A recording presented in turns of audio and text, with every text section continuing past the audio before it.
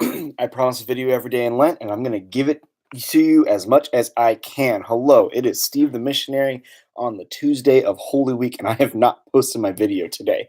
So I wanted to, excuse me, quickly talk about um, the Passion of Jesus according to Luke, as found in the Gospel of Luke. So that was the gospel that we all heard this Sunday on Palm Sunday when we had to kind of read along with the gospel. And the number one thing that I noticed when I was standing there, two things I noticed. One was there was a bunch of conflicting messages about swords. If you notice, a lot of like Jesus wants you to use a sword, doesn't want you to use a sword. There's probably something that you're supposed to get out of that, but I don't know what it is. And the second is that Luke's gospel really seems to kind of hone in and highlight just the sheer injustice of it all, just the sheer unfair nature of everything about the crucifixion, everything about the whole story of the passion and death of Jesus. So I'm gonna go and highlight some of these things that just really just are total sucker punches to the justice involved in this to Jesus or to in particular. So the first is Jesus had to eat his last meal with his betrayer, who was also his friend, which sucks. Like this was a very personal moment, very important moment, and he had to share it with someone who he loved, who was about to betray him. Just the the emotion of that must have been really really tough. And then he even prophesied what is essentially the great um injustice of the whole thing. He was counted among the wicked. He says that that prophecy is about himself. He was counted among the wicked. One of the greatest tragedies of the passion is that there was a perfectly innocent man, the one and only perfectly innocent man of all time, and he was counted among and treated like the wicked and was granted the death of the wicked. And that's basically a running theme through the entire rest of the story. Basically, everything else can be shoved under this category. He was counted among the wicked. So next, small detail, but he was betrayed with a kiss. A sign of affection becomes the betrayal. Um, and then the actual like court decision. I reread it today, and I noticed just how shady the whole court thing was, from the Sanhedrin to Pilate to Herod, back to Pilate, and then to the crucifixion.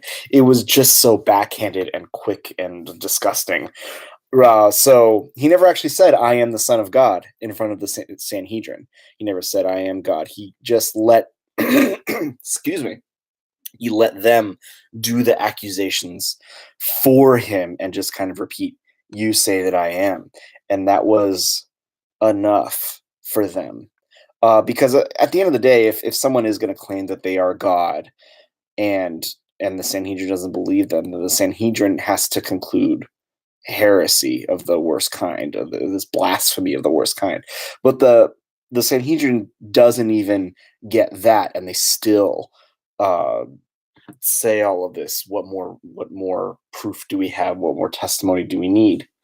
Um, and then when the Sanhedrin takes Jesus in front of Pilate, they lie to him and say, "This man has been calling himself the King of the Jews, and this man has been like riling up the people," which is not what he was doing. So they and one, not what he was doing. Two, not the terrible crime that they among themselves have accused and tried Jesus for. So like the suddenly all of the charges against him are morphing from one place to the next. So there's this added layer of injustice that he's not being. It's almost like the actual crime, the actual accusations have no meaning. They're just changing from one to the next. Pilate is kind of the only smart person in the room and immediately notices that Jesus is not innocent and is okay with letting him go, but also very okay with getting out of a politically weird situation as fast as possible, passes him off to Herod. Herod questions him, and there's a interesting detail where the entire time the Sanhedrin is just shouting accusations at him. It's like a one sentence detail. The whole time that this questioning happens, in which Jesus is silent and Herod is looking for a sign, not out of faith, but just out of like, is it cool? Um, the the Sanhedrin is just hurling accusations at him as if this were somehow a fair trial, as if this were somehow a fair investigation of any kind. I would love to walk through like a lawyer through the Passion as by Saint Luke.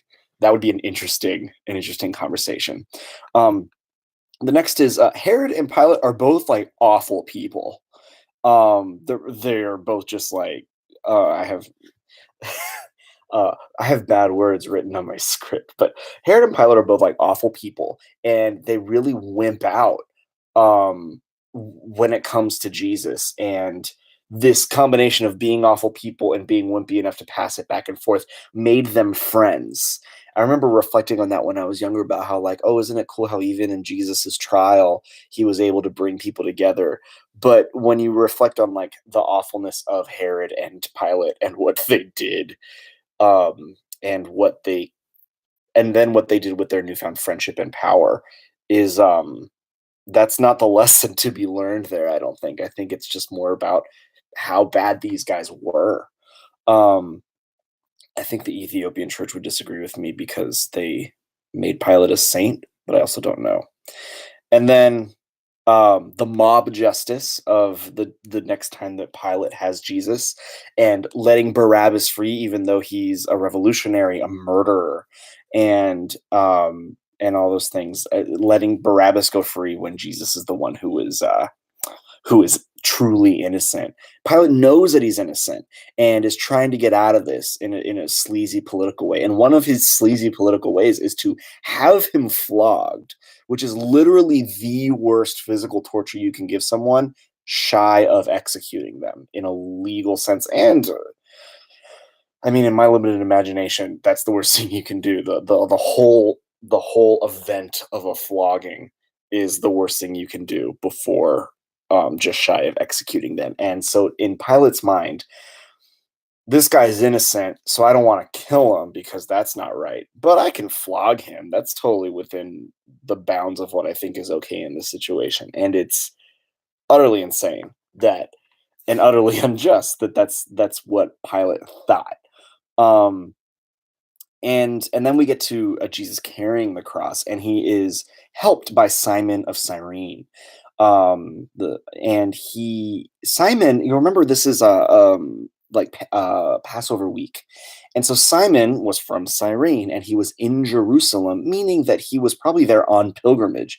He was there for religious purposes. He was there for the festivals and for the lambs and the whole bit, and he was there for a prayerful and familial event, and instead gets roped into the execution of an innocent man against his will. That's awful. That's a terrible thing to do to somebody. Make them assist in the execution of an innocent man at spear point. Absolutely awful what they did to Simon, and that tiny little detail. And then even at the end, a centurion admits this man was innocent beyond all doubt. Just the whole thing is one on top of another, just layer upon layer upon layer of awfulness, of inhumanity, of injustice. Even before you add the theological element of the craziness and the grave awfulness of humans killing God, and God letting that happen to himself. And how we really do regard, um, Christians really do regard Good Friday as a victory of Jesus. He had defeated all temptation and all death, but it's also the most heinous crime of all time, casting ourselves as the main criminals. He was killed because of our sins, and because of our sins, we killed God. That's part of why during the kind of read along version of the gospel, we are the ones that shout, "Crucify him." We are the ones that say, "We have no king but Caesar," depending on the gospel um, that that you read that time. And that is all wrapped up in he was innocent beyond all doubt. He was the son of God. He is God, and we killed him. There's the grand horrific crime of that is the icing on the cake of all of these little details of injustice throughout the whole passion. So if you don't know what to pray about during this Holy Week, just go through the gospel story and note all the things that are just not fair. And very quickly you'll notice real fast. And it will add up to something that's very visceral and then something that's very spiritual. So thank you very much for listening. I hope everyone had a good time. And uh, I hope you have a holy, holy week. And the vlog has ended. Go in peace.